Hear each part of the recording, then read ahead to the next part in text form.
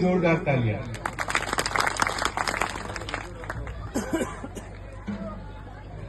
मैं भी पहले बैंक में था, मैं रिटायर होके नहीं आया हूं, मैं तो रिजाइन करके आया हूं और समाज के लिए आया हूं। समाज का मतलब खाली रायका समाज नहीं, सर्व समाज के लिए आया हूं, ताकि अपने स्टेट के लिए और अपने देश के लिए काम कर सकूं। आपने, क्योंकि यहाँ पे गुर्जर भाई भी हैं, बाकी चौधरी भाई भी हैं, हर समाज में है।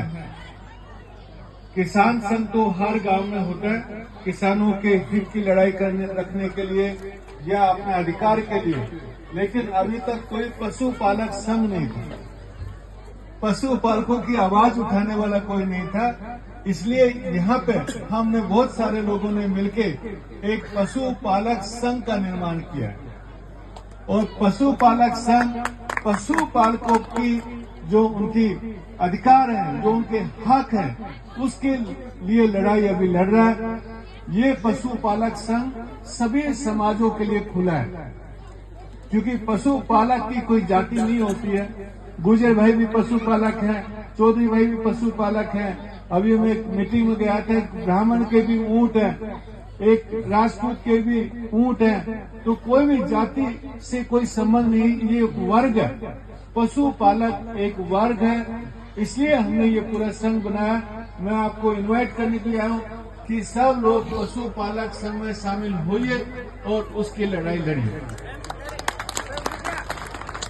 दूसरी बात मेरी यह है कि पशुपालन क्यों जरूरी है। एक किसान भी पशुपालक है, लेकिन आप देखिए, आपको शाम को जो पैसा कहाँ से मिलता है? दूध से मिलता है ना। किससे मिलता है? दूध से। फसल से नहीं मिलता है। फसल तो 4 महीने के बाद फसल आएगी, लेकिन यदि शाम को घर पे आपको पैसा चाहिए तो आपकी भैंस या गाय या कोई भी पशु उसके दूध से मिलता है। मिलता है नहीं मिलता है? आपको मान लीजिए 50,000 की जरूरत है, तो आप भैंस बेच के 50,000 ले सकते हैं ना, लेकिन जमीन बेच के एक साथ 50,000 रुपए नहीं ले सकते। इसलिए अपना पशुपालन बहुत जरूरी है। हमने पूरा एनालिसिस किया कि भाई 100 रुपए किसान, यदि 100 रुपए की इनकम होती है तो उसकी 50 रुपया जो है वो पशुपालन से आती है। आती नहीं आती है? इसलिए पशुपालन का विकास होना बहुत जरूरी है। अभी मैं एक मीटिंग में गया, सीएम ने मीटिंग बुलाई पशुपालकों की, किसानों की, डेयरी की। जो बजट है ना, बजट अभी जैसे 19 तारीख को अपना आएगा, उससे पहले सीएम सबका एक बजट, पूर्ण बजट मीटिंग बुलाते हैं। उसमें मीटिंग में मैं भी गया, लेकिन ये जान के आश्चर्य हुआ कि सब सरकारी अधिकारियों ने कृषि का वर्णन तो किया, लेकिन पशुपालन का वर्णन नहीं किया। जब सरकार का ध्यान ही नहीं है। ये सवाल मैंने उठाया सीएम के सामने कि पशुपालन से कृषि के बाद सबसे ज्यादा रोजगार मिलता है। मिलता है नहीं मिलता है? जीडीपी में दूसरे नंबर, कृषि के बाद दूसरा स्थान पशुपालन का है।